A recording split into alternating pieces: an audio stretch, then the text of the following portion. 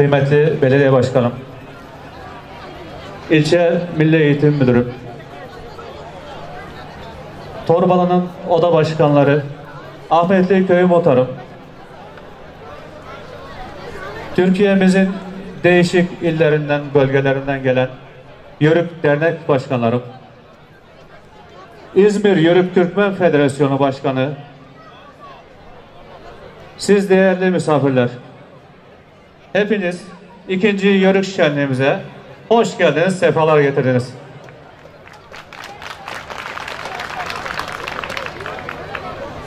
Biliyorsun, Yörüklük, her yere gidiyoruz, geliyoruz. Yörüklük, oynamakla, boynumuza kırmızı yağlıklı olmuyor. Çeşitli etkinlikler düzenliyoruz. Bu yıl aldığımız derneğimizin kararı, köyümüzün kararı, her yıl bir gariban evladımıza, küçük çocuğumuza sünnet yapma kararı aldık derneğimiz adına. Ayrıca 27 Nisan'da Ramazan ayımız başlıyor. Burada da Ramazan ayında yoksul vatandaşlara, gariban vatandaşlara derneğimiz ve köyümüz paket hazırlayacaktır. Ayrıca köy muhtarları, dernek başkanları, köyündeki gariban, ihtiyaç sahibi olan kişileri derneğimize bildirmeleri sonucunda bunlara Ramazan paketi ulaşacaktır. Ayrıca bu şenliğimize destek veren Torbalı Belediye Başkanım Sayın Adnan Yaşar Görmez ve ekibine ayrıca teşekkür ediyorum. Saygılar sunuyorum. Hepinize iyi eğlenceler diliyorum. Biz de size çok teşekkür ediyoruz. Sağ taraf çok alkışladı da şuradan Mehtap Takmaklı ve ekibinden az alkış geldi. Solda ben yeniden bir alkış daha rica ediyorum. Mehmet Şimşek Başkan. Sayın Kaymakamım, çok değerli belediye başkanım, Türkiye'nin dört bir yanından bize teşrif eden, bize misafir olan derneklerimiz, çok değerli kıymetli misafirlerimiz, Ahmetli Köyü Yörük Şöleni'ne hepiniz hoş geldiniz, sefalar getirdiniz.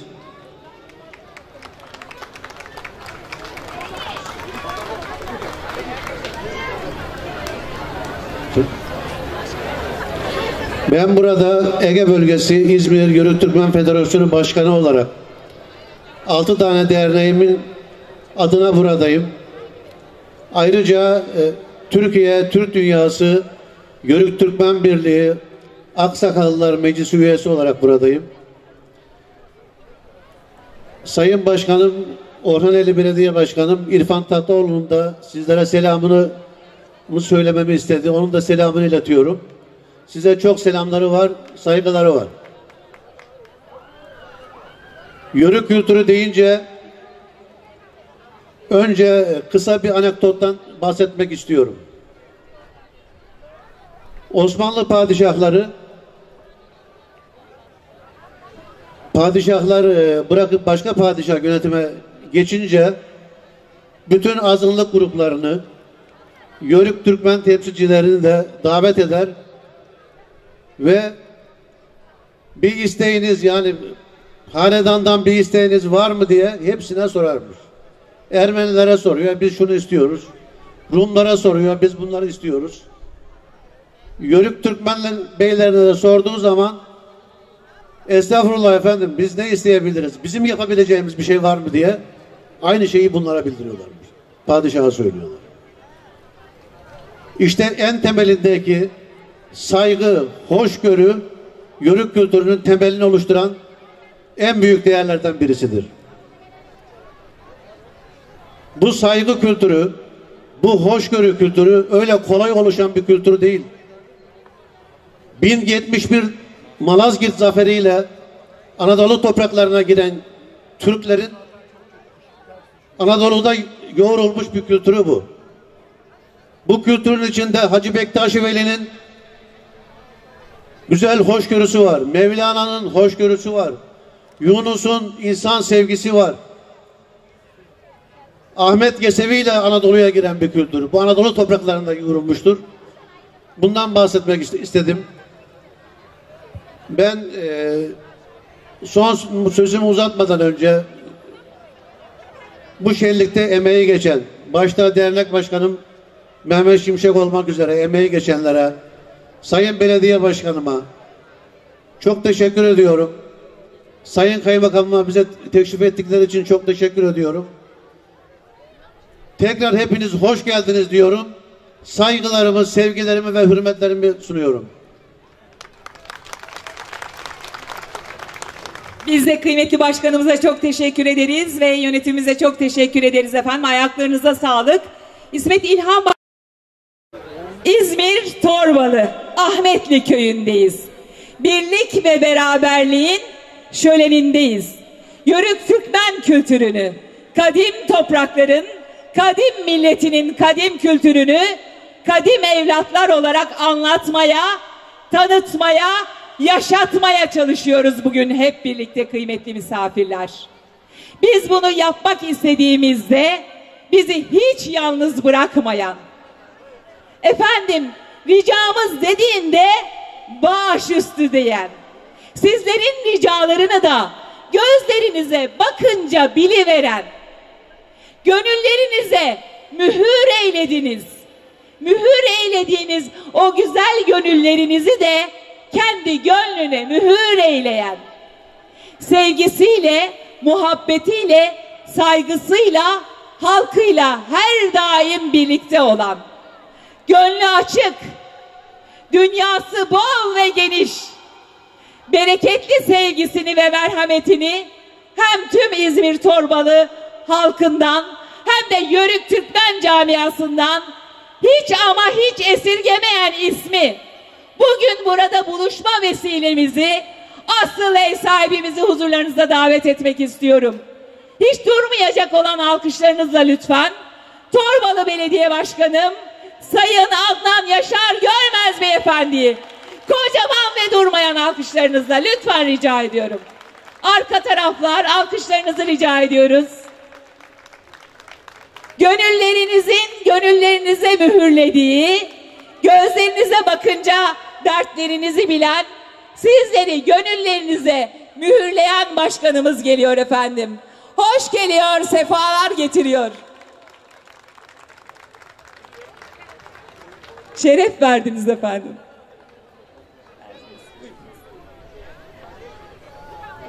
Değerli kaymakamım, kıymetli kurum müdürlerim, oda başkanlarım, hepsinden değerlisi, Türkiye'nin dört bir yerinden Torbalı'yı onurlandıran, Ahmetli Köyü şenliğimize katılan Yörük Derneği başkanlarımız ve kıymetli Torbalılar, hepinizi en derin sevgi, saygı, muhabbetle selamlıyorum.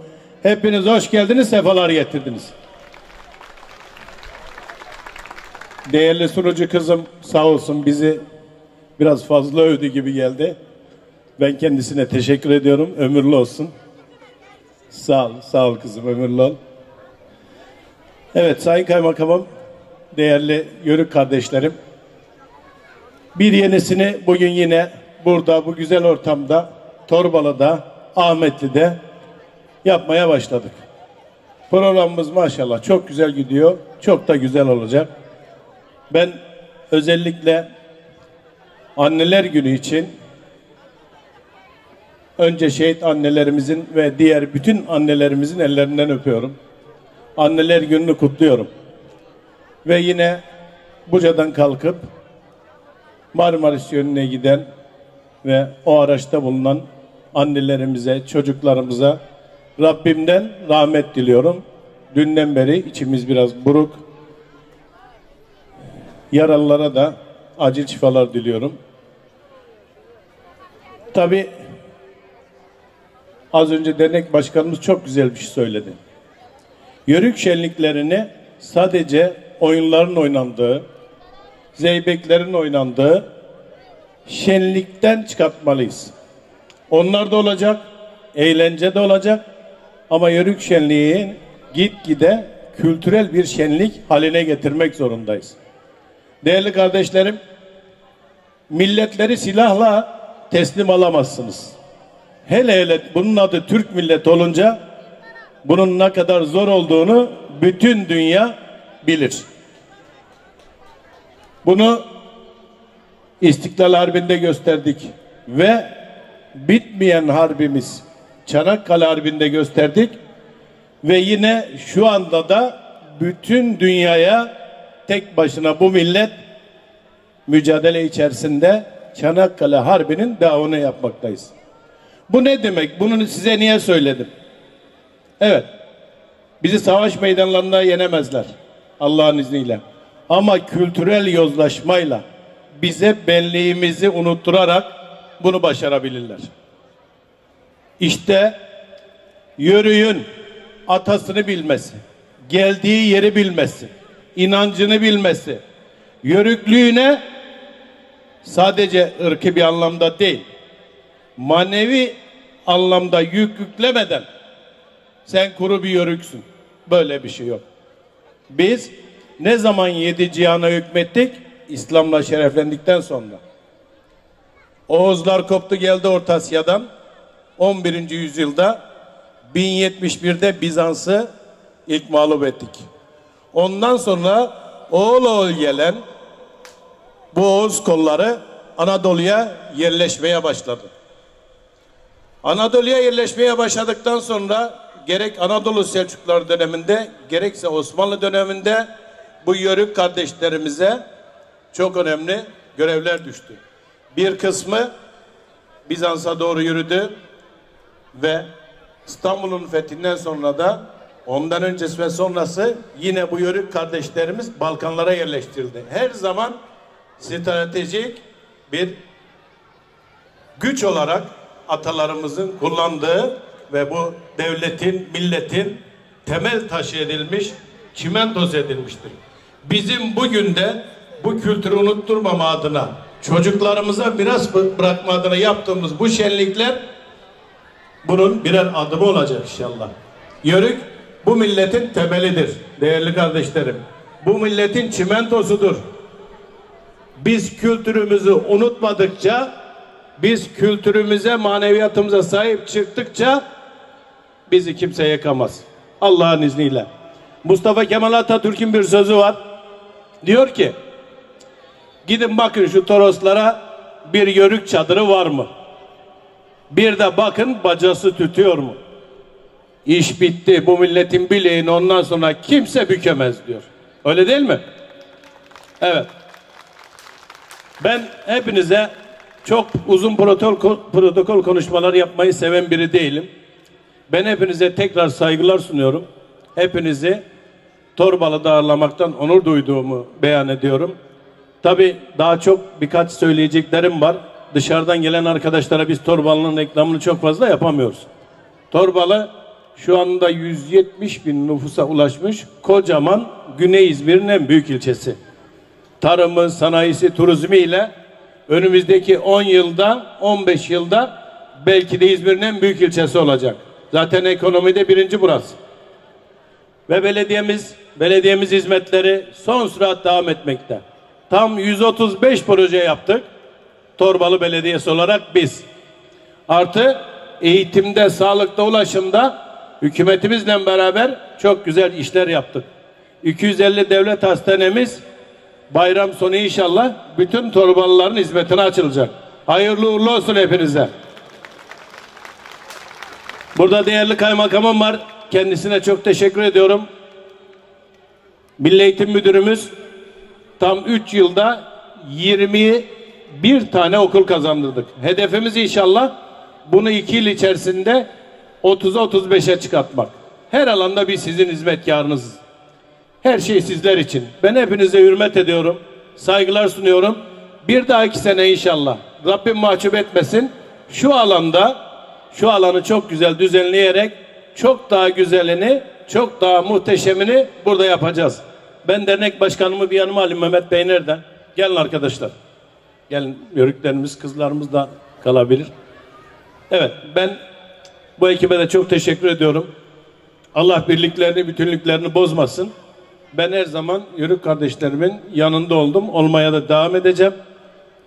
İnşallah yıllar boyu ebed müddet olsun yörük şenliğimiz devletimiz gibi. Hepinizi hürmet ediyorum. Tebrik ediyorum Mehmet'im. Çok değerli belediye başkanım, dernek başkanım, dernek başkanlarım, federasyon başkanım, yakın uzak il ve ilçelerden bu şenlik için Torbalı'mıza ve Ahmetli köyümüze teşrif eden çok değerli hanımefendiler, beyefendiler, çocuklar. Ben de hepinizi sevgi, saygı ve muhabbetle selamlıyorum. Ahmetli'mize, Torbalı'mıza hoş geldiniz, şeref verdiniz diyorum. Bugün özel bir gün, güzel bir gün, Anneler Günü. Bu vesileyle tüm annelerimizin Anneler Günü'nü kutluyorum, ellerinden öpüyorum. Yine bu vesileyle bütün şehitlerimizi, gazilerimizi anıyorum. Şehitlerimizin, gazilerimizin annelerinin Anneler Günü'nü kutluyorum, ellerinden öpüyorum. Dün üzücü bir kazada hayatını kaybeden bütün değerli annelerimizi de rahmetle anıyorum. Şenlikler tabii önemli ama şenliğin tek başına bir anlamı yok. Şenliğin içindeki yaşananlar, şenliğin içinde olanlar, şenliğin içindeki muhteva daha da önemli. Biz dışarıdan bakıldığı zaman Torbalı denince daha çok sanayimizle biliniyoruz. Yani Torbalı bir sanayi şehridir. İşte İzmir'in sanayisinin %50'sine yakın bir kısmı Torbalı'da, 800'e yakın fabrika var. Bu şekilde tanınıyoruz ama Torbalı'nın içine girince, biraz yakından tanıyınca görülüyor ki, anlaşılıyor ki Torbalı sadece bir sanayi şehri değil, bir kültür şehri. Burada milletimizin varlık sebebi olan, milletimizin birlik ve beraberliğine vesile olan çok önemli kültürümüz var, kültürlerimiz var. İşte bunlardan birisi de yörük kültürümüz. Bizim kadim kültürümüz olan yörük kültürümüzün çok önemli temsilcileri, yaşayanları içimizde, aramızda, burada. O bakımdan bu şenlik ve buna benzer daha önce yaptığımız diğer yörük şenliklerimiz hem İzmir genelinde hem Türkiye genelinde bu kültürümüzü tanıtma ve bu kültürümüze sahip çıkma adına bizim için önemli ve anlamlı. Ben bu kültürü yaşattıkları için, bu kültürü bir şekilde İzmir'imize ve ülkemize ve dünyaya duyurduğu için hem derneklerimize hem ciddi ve anlamlı katkılarından ve desteklerinden dolayı belediyemize ve belediye başkanımıza teşekkür ediyorum. Yörükler bir kutlu yürüyüş başlatmış Orta Asya'dan. Orta Asya'daki o kadim kültürü, o mertliği, o iyiliği, o güzelliği, bugün dünyanın medeniyiz dediği ama aslında bütün dünyaya medeniyeti de öğreten o güzel kültürü Orta Asya'dan Anadolu'ya, Anadolu'dan Avrupa'ya taşımışız. Gururluyuz, mutluyuz. Dünyaya birçok güzelliği aslında biz öğretmişiz bu yörüklerimiz vasıtasıyla. Bu kutlu yürüyüş bitmedi. Bu kutlu yürüyüş devam ediyor. Bu kültürü bir şekilde yine yaşatıyoruz, yaşatmaya devam ediyoruz. Bugün burada toplanan insanlar, ülkemizin farklı yerlerinden buraya gelen dernekler, dernek başkanları, federasyonlar, federasyon başkanları hepimiz bu güzel kültürü yaşatma iradesini taşıyoruz. Şanlı bayrağımızın altında inşallah bu kültürü dünya var olduğu müddetçe sonsuza dek yaşatacağız ve yaşayacağız. Sayın Başkanımız ifade etti. Şenlik dediğimiz zaman sadece eğlenceyi anlamamamız lazım. Eğlencenin yanında eski kültürümüzün unutulmaya yüz tutmuş ne kadar güzel, özel özelliği varsa bunları da bir şekilde yaşamalıyız. Çocuklarımıza, gelecek nesillerimize aktarmalıyız. Ben bu anlamda bu şenliğimizin ve bundan sonraki şenliklerimizin bu kültürün aktarılmasına inşallah en iyi bir şekilde aktarılmasına vesile olmasını, ciddi bir katkı sağlamasını diliyorum. Bu vesileyle tekrar uzaktan, yakından bu şenlik için buraya gelen, burada olan, bu güzelliği paylaşan bütün Yörük kardeşlerimize şükranlarımızı sunuyoruz. İnşallah dünya var olduğu müddetçe yaşamak ve bu güzel kültürü yaşatmak dileğiyle hepinize sevgi ve saygılar sunuyorum. Biz de size çok teşekkür ederiz. Evet, biz de kıymetli kaymakamımıza çok teşekkür ederiz kıymetli konuşmaları için. Bana yetmedi, size yetti mi kaymakamım için? Türkiye Cumhuriyeti Devleti'ni temsilen bizimle birlikteydi. Çok teşekkür ederim. Alkışlayan elleriniz dert görmesin kıymetli analar. Hatta ve hatta